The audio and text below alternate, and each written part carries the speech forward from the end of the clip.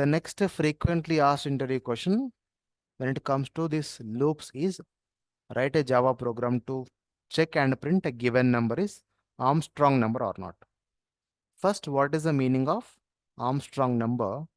For example, if input some int n equals say 123. If this is the input, it is how many digit number? 3-digit number. The next example is, say if I take one more number, say int n equals 1 2 3 4. It is how many digit number? It is a 4-digit number. Yeah. If it is a 3-digit number, each digit cube you have to find. Each digit cube you have to find. That is 3 cube plus 2 cube plus 1 cube. 3, 2, 1 are the digits of the number. Then because it's a 3-digit number, find the cube of each digit. And if you add all of them, you will get some result. Correct or not? What is the result? 27 plus 8, 35 plus 1. 36 is the result of this sum of the cubes of the each digit of a number. Then is it same as original number? Is it same or different? It is not same. It is not same. So if it is not same, then is 1 to 3 is our Armstrong number or not? 1 to 3 is Armstrong number. The conclusion is, therefore, 1 to 3 is not Armstrong number. Don't say 36 is not Armstrong number. That's wrong. So 1 to 3 is not Armstrong number. And that is for 3-digit number. What if the number of digits are 4? What we have to do? Find 1 power 4 and then 2 power 4, 3 power 4, 4 power 4 and add all of them. And if the result is same as the original number, then we can say it is a Armstrong number. If it is not same, it's not. Understood? So for that, so 4 to the power of 4. Anybody? No.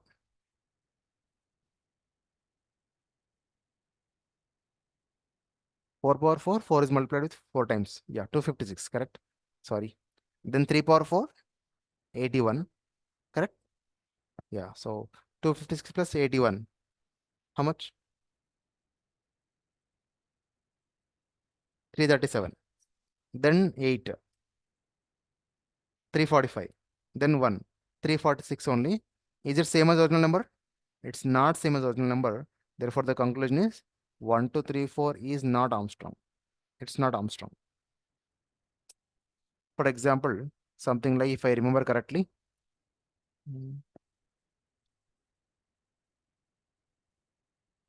351. Let me take one input.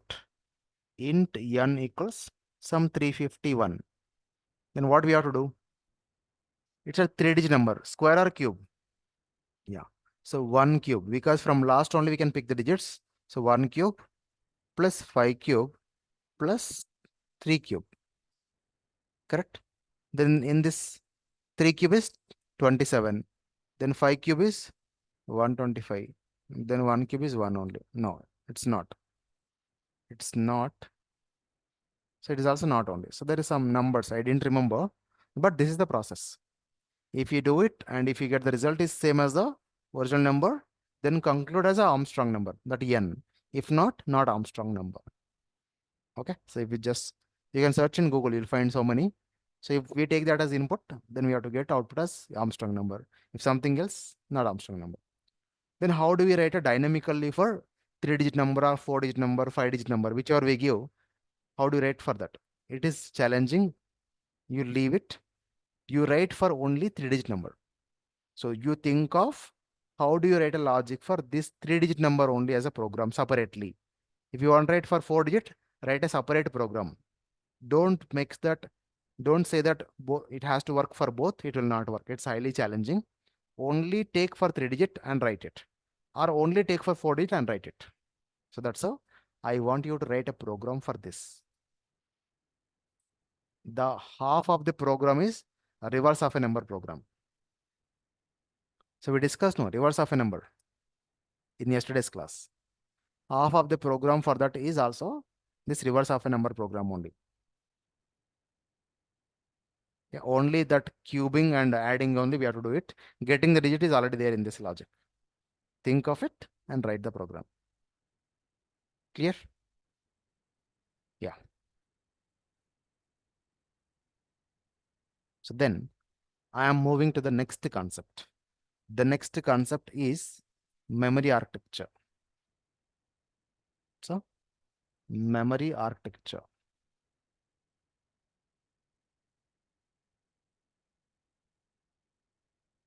So what is this memory architecture? So generally, the operating system will divide the memory into some around multiple parts or multiple segments. So that is where we can see CPU will have some ALU unit and all those things will be there. So generally operating system will divide that into the memory into multiple segments. Yeah. So OS will divide our RAM into some multiple segments around some 50 or 250. I didn't remember exactly. Those many segments will be there in a RAM. But do we need to learn all these things in a Java? No. So being a Java programmer, so we have to know the memory architecture with 5 memory segments. We should be aware of this. Why and all, as we move forward to the OOPS concepts, we'll understand. So as of now, just remember, being a Java programmer, out of multiple segments, we should know about 5 segments. Then what are those 5 memory segments? Assume this is my RAM. Then the 5 segments which we should know are, one such segment is a stack. Stack memory segment. Then the next one is code segment. Not in the order. The order can be anything. Then followed by data segment. Data segment. Then heap memory. Then followed by string constant pool. String constant pool. SCP is a short form for this. SCP. The other name for this is read only segment. Read only segment. So these are the 5 segments being a Java programmer we should be aware of. Why we should be aware of? So for that, to understand which type of segment will store what type of data in a Java program, let us understand the next part. I'll connect this with the next concept, that is types of variables. Types of variables in Java. How many types of variables that we have? Don't say primitive and non-primitive and int and all. That's a different story. But depends on how we write. Depends on how we write. For example, if I write a code by taking one class, public class, some class A. Inside this class, can we have variables with some values? Yes or no? So what I mean to say, can I have int x equals 100 in this class? Is it correct or wrong? Yes, it's correct. Then can we have some float f equals 3.14 f? Correct or not? Correct. Then here can we have something called as static, which we don't know as of now, no worries. We don't know what is static, but I am using static some char ch equals alphabet capital A. Is it correct? Leave about static. Remaining part is correct? Yes. Then with static also it's correct only. So then followed by a class can have methods also. Yes. Inside this class, I am taking one method. Public void. The method name is yum. Method will have parameters. Yes or no? So yeah, input parameters. So here I'm taking some int y variable. Then inside this method body also, can we have some variables? Yes or no? int a equals 1000. Correct or not? Yeah. So these are the different places where we can have variables in a Java program. Now depends on the place. Then the types of the variables are three types in Java. So just please answer me in terms of inside a class or not. Inside a class or not. If I point one variable, tell me about the answers based on these three things. Inside a class or outside a class? First question. The next, inside a method or outside a method? Inside a method. Of course, everything is inside a class only. Then inside a method or outside a method. The next, with static or without static? With static or without static? So based on these terms, now I am asking some questions. If I point a variable, if I point a variable called x variable and also f variable, are they inside a class or not? Yes. Are they inside a method or outside a method? Yes, sir. Outside method. Outside the method. With static or without static? So do we have any static here? No. So that is Hmm. x and f are two variables in this program Non-static. where these two variables are inside a class, inside a class. The next, without inside a class, then let me come in one flow. Inside a class, outside a method, outside a method, and then without static, without static. Then such type of variables are called as, any idea? Anybody? If any variable which is satisfying all these three properties, then such type of variables are called as instance variables. They are called as instance variables. Instance variables. And we can see here without static, then also we can call it as, the other name for this instance is non-static variables. Non-static variables. This is the definition. What is a non-static variable or instance variable? A variable which is inside a class, outside a method, without static keyword are called as non-static variables is a definition you have to answer in interview. Am I clear? First part. Then next, let us point to one more variable and think in the same lines. So if I point to this variable called ch, I'm using a proper color combination also for your understanding. So what is this ch? Is this variable is inside a class or outside a class? Inside a class. Inside a method or outside a method? Outside a method.